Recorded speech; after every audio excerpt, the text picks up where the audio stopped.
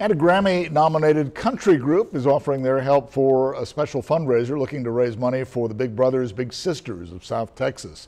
Restless Heart will be performing at the 3rd annual Forever Amigos concert.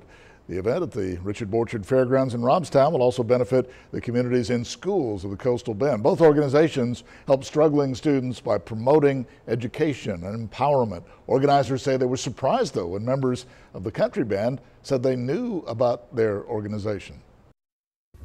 Well, we were very surprised that they were familiar with both of organizations, and they are excited about coming back into this area. They haven't been down here in a while.